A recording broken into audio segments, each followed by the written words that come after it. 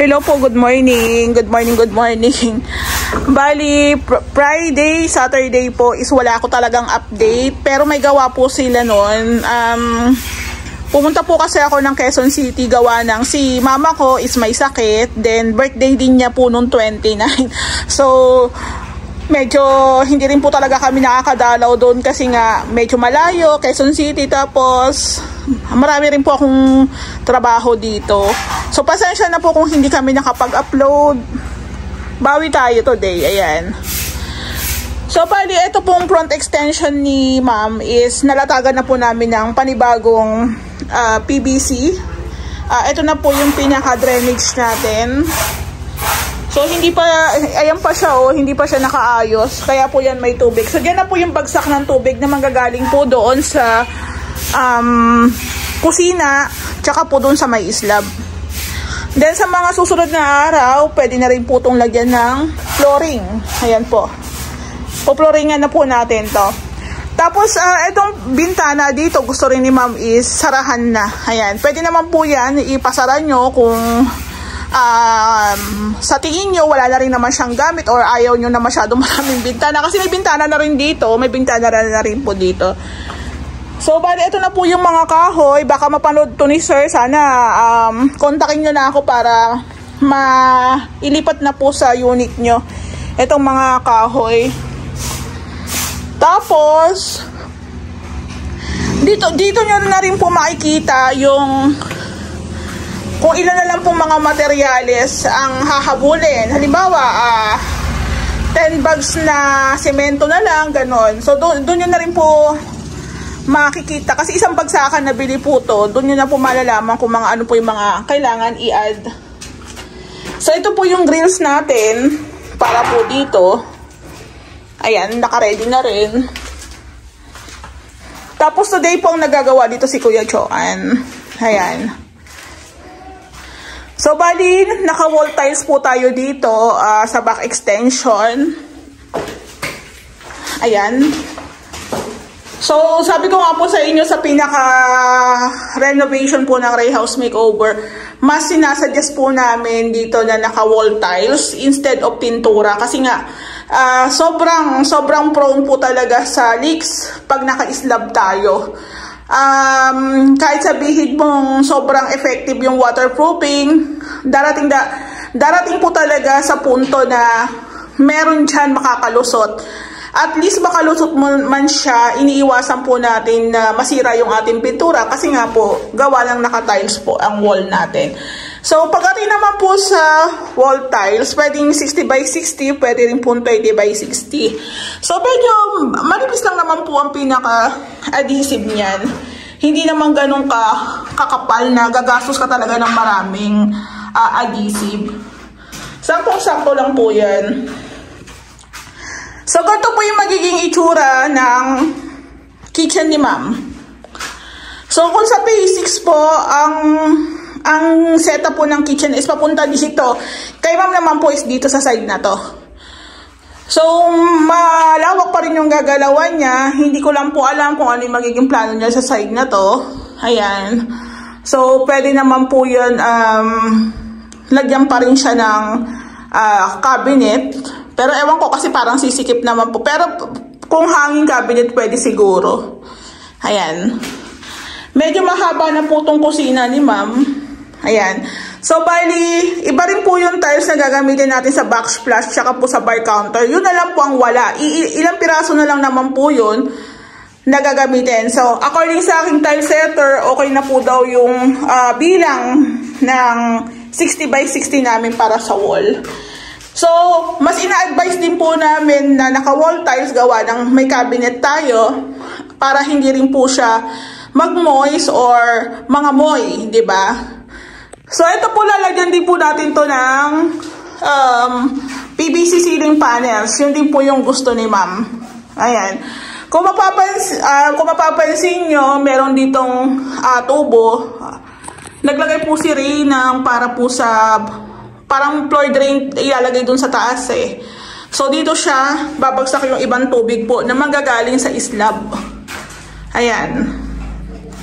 So, ito naman po is para sa outlet ng washing, tsaka po para sa washing po ito, abang po ng tubig, kasi yun po yung gusto ng may-ari. Tapos, dito naman po, washing, tabi po is rep. Ayan. So, paikot po ang paglalagay ni Kuya Joanne ng ating tile. So, puti naman yung pintura natin. Okay na rin po yung mga gantong white na tiles. Ayan. So, pagdating po sa pag-i-install ng wall tiles, ano ginagamit mo? Puro lang? Puro adhesive lang madam. Puro adhesive lang. Ayan. Pero manipis lang po yan. So, bago rin po kami mag-install ng tiles, syempre dapat naka-setup na rin po or nakaabang na rin po yung para sa mga outlet. Ayan, naglagay na rin po kami dito ng mga additional. So, siguro po kukontakin ko na lang yung may-ari para makabili na rin po sila ng tiles para sa backsplash tsaka po dito sa may counter slab. So, maganda rin po yung setup nila, ma'am, kasi sinaraduhan nga po yun dyan. Tapos, dito po is gagawing TV console. Ayan, TV console po siya. So, yung BBC po pala ni ma'am is isasabay ko na po sa gate pass para doon sa mga additional pa namin materyales. I think, tawag dito, wala na kaming, kukulangin yata kami ng buhangin o kaya bakal. Tsaka hardiplex. So, yung ating bathroom is standby muna. Ayan, standby muna. Pero nalagyan na rin po siya ng kisame. May kisame na rin po yan. So, dito nga po pala sa taas. Diba, nung mga nakarang araw, is na-tiles na rin po siya. Bali, dilagyan din po siya ng cover, gawa ng baka makantuhan, nasira. Ayan. So, gumagamit po tayo ng packing tape dyan para dikit. Ayan. So, bali, ang taas po is steady muna. Nagkaroon po kasi ng problema. Yung dalawa namin pintor na bago is hindi na rin po sila tumuloy. Sabi po kasi kung papasok kayo sa amin, kailangan po talaga paspas ang trabaho.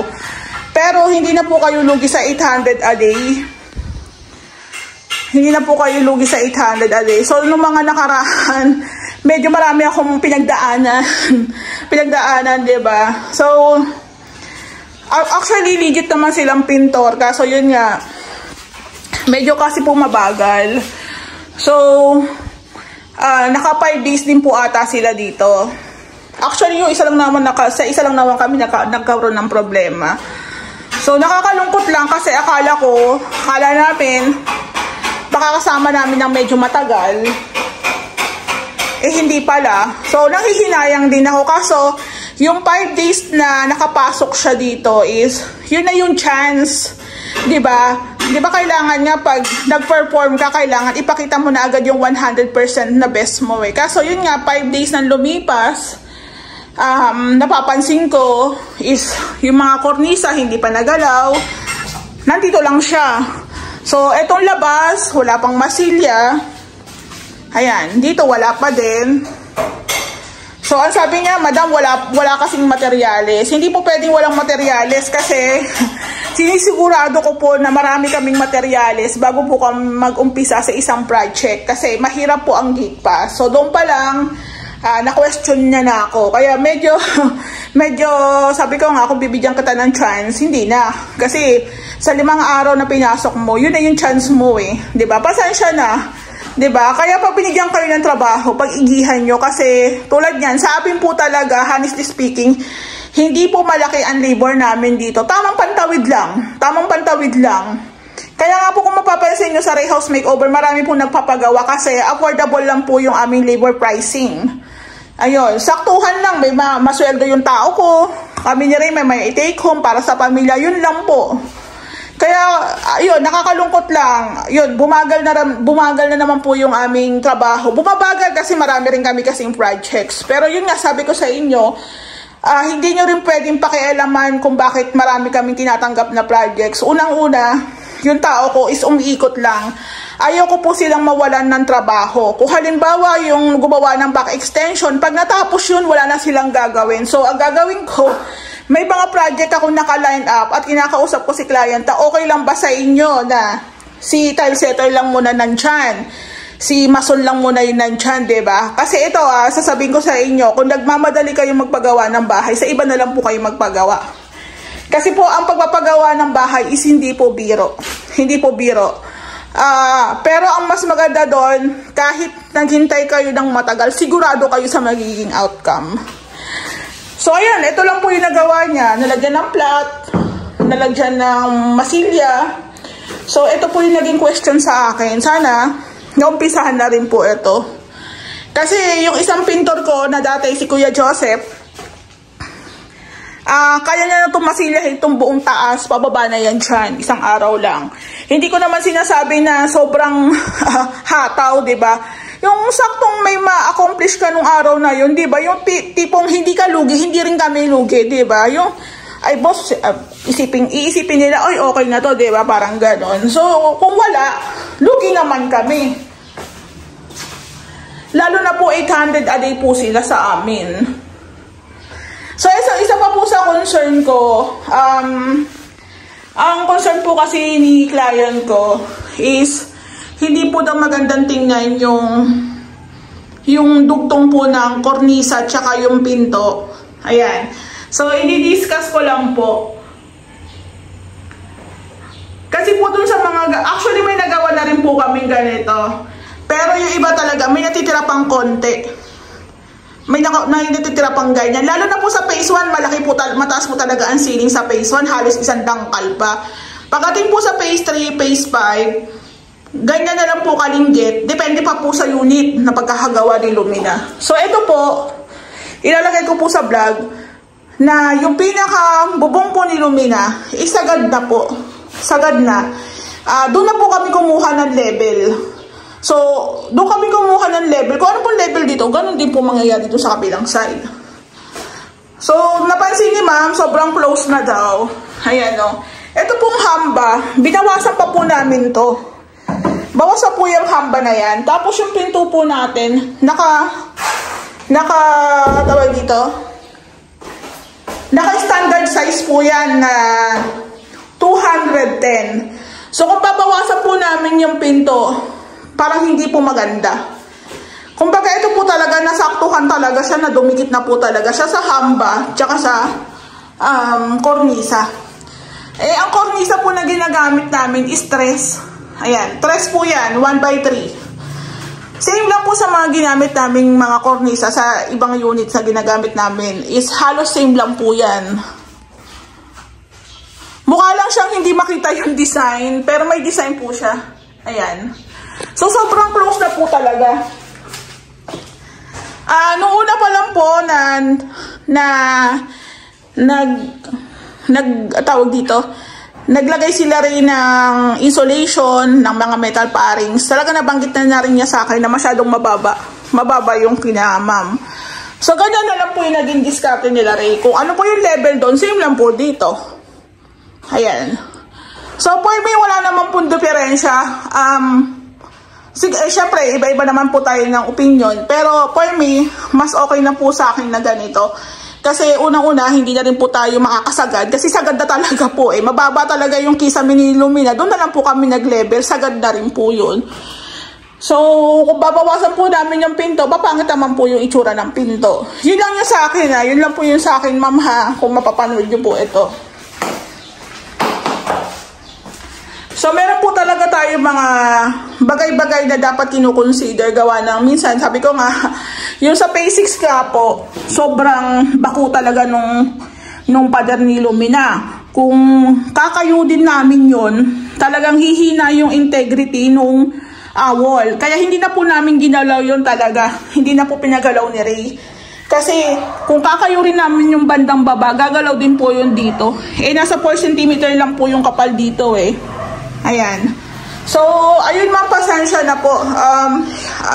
Hindi naman po namin to mistake. talagang ito na po talaga yung kinonsider namin na pinaka-level. Pero other than that, wala naman ako nakikitang problema kasi siguro hindi palang ma-emphasize yung design ng kornisa kasi nga po, wala pa siyang pintura. Ayan po. So, ayan ma'am, pasensya na at hindi naman po ako sa nagdadahilan or something. Ito na po talaga yung ating pinakasagad. Pero, yun nga, sabi ko nga sa inyo, wala namang problema. Ayan, no. Siguro, depende na lang din po talaga sa tumitingin. Sagad na po talaga. Pero ma'am, meron na rin po kami nagawa ng ganyan, talaga sagad na rin. So, depende rin po talaga sa mga pwesto o block na sa unit dito ni Lumina. So, eto nga pong taas.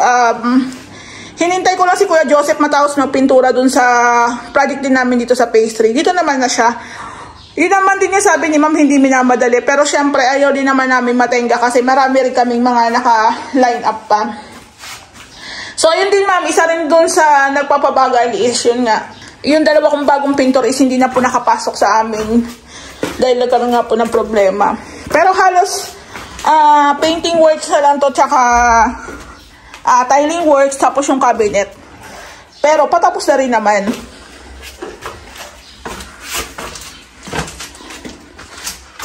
So bali tatanungin ko po si Ray kung ano pa po yung mga materialis na ipapasok. Kasi para sabay-sabay na po sa gate pass. Tapos ito nga po pala yung sinasabi nung wala na daw kasing materyales. Ayan po, meron pa siyang dalawang bag ng masilya. So dapat po talaga sa isang trabaho, bawal talaga yung pagsi-cellphone. Pwede mag-cellphone kung kailangan. Yun nga yung medyo naging problema. Sa amin po talaga, kung magiging kasama namin kayo sa team, kailangan po talaga mabilisan ng kilos. Kahit nabis yung kilos nyo, hindi naman po kayo talo doon. So, yun nga, nakakalungkot lang kasi kala namin makakasama ng matagal pero hindi pala. So, bali yung PVC ceiling panels pala ni ma'am.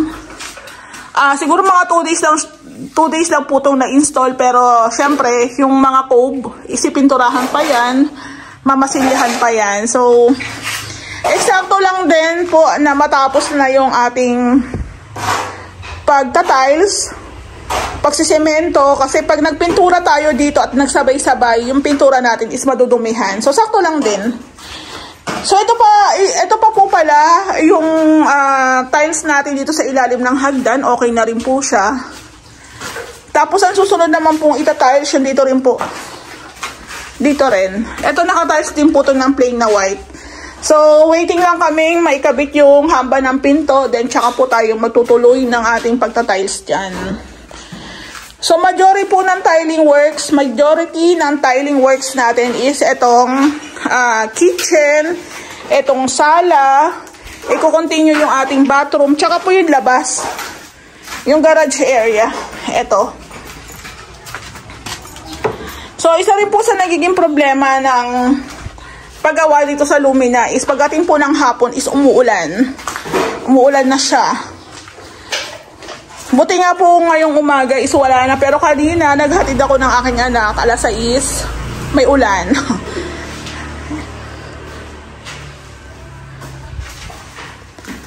Tapos ang kisame po pala dito, maglalagay pala kami ng drop ceiling.